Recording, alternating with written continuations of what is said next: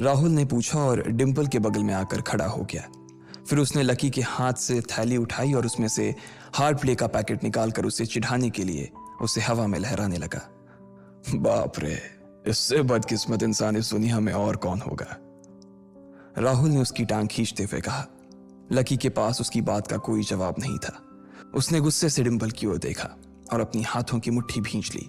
फिर वो वहां से निकल गया। अबे पैसे तो ले जा, सब कुछ फ्री में देता जाएगा क्या? राहुल ने जोर से ठहाके लगाते हुए कहा। लेकिन लकी बिना उसकी बात सुनते ही निकल गया। उसके दिमाग में डिम्पल के कहे शब्द गूंज रहे थे। उसने कभी सपने में नहीं सोचा था कि डिम्पल उसके साथ कुछ ऐसा भी कर सकती थी। जिस इंसान के लिए वो इतना कुछ करना चाह रहा था, उसे उसकी कोई कदर ही नहीं थी। लकी इतना हताश हो गया था कि बुरी तरह से रोने लगा। इस बार वो लिफ्ट से नहीं बल्कि सीढ़ियों से नीचे उतरा और एक ही एक सीढ़ी उतरने के साथ उसके आंसू आंखों से छलकते जा रहे थे। जब उसकी आवाज सुनकर कुछ लोग अपने कमरे से बाहर आए तो लकी ने तुरंत अपने आंसू पोंछे और तेजी से वहां से भाग गया। उसे जिंदगी में पहली बार प्यार हुआ था और पैसों की कमी की वजह से ना सिर्फ उसका प्यार बल्कि उसकी पूरी जिंदगी बर्बाद हो गई थी। लकी जैसे ही बाहर आया तो उसने देखा कि बाहर अंधेरा हो गया था। आसमान में तेज बिजली कड़की और बारिश जो थमी थी एकाएक फिर से झमाझम बरसने लगी। ये देख लकी के थमे हुए आंसू एक बार फिर से छलक गए। उसका दिल बुरी तरह से टूट चुका था, लेकिन उसे इस बात की खुशी भी हो रही थी। आखिर आज उसे डिम्पल का असली चेहरा नजर आ गया था। वो तो उसके साथ घर बसाने की सोच रहा था, लेकिन अच्छा हुआ कि उसने पहले ही उसका घर बर्बाद होने से बचा लिया। लकी को दुख तो बहुत हो रहा था, पर उसे यह भी लग रहा था कि उसे आगे चलकर यही दुख उसे खुशी देने वाला था। लेकिन एक चीज थी जो लकी को परेशान कर रही थी, वो थी उसकी माली हालत। उसकी जेब इतनी तंग थी कि उसे फटी हुई जेब की पैंट पहनकर घूमना पड़ता था। कभी कभी तो लकी सिर्फ रोटी खाकर दिन काट लेता था। वो कब से कोशिश कर रहा था कि कोई अच्छा काम पकड़ सके, लेकिन उसे कोई काम देने को राजी नहीं था। उसने टूटे हुए दिल को दिलासा देते हुए मन में सोचा कि डिम्पल पर खर्च होने वाले पैसे बच जाने से शायद उसके हालात सुधर जाएंगे। पर फिर भी वो रातों रात रईस नहीं हो जाने वाला था।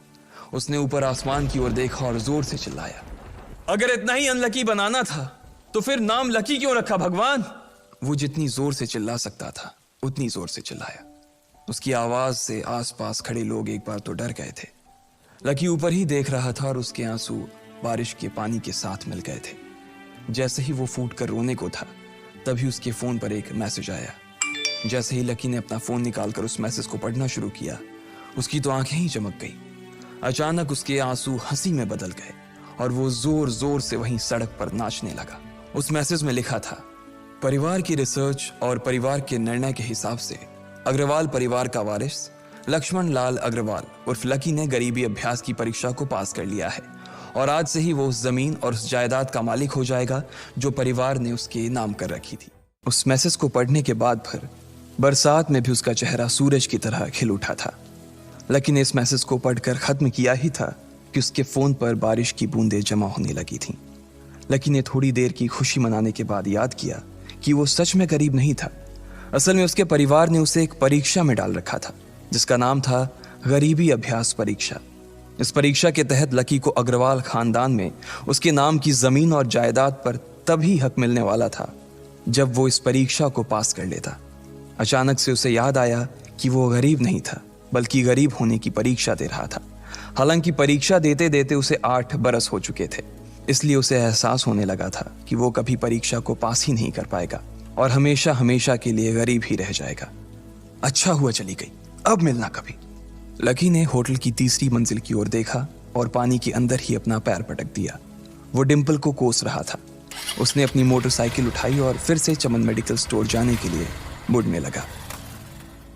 अगले दिन जब लकी की आंख खुली तो वो सीधा उठा और तैयार होकर शहर के सबसे बड़े बैंक न्यू सिटी बैंक पहुंच गया। न्यू सिटी बैंक न सिर्फ शहर का सबसे बड़ा बैंक था बल्कि वो सबसे अमीर बैंक भी था।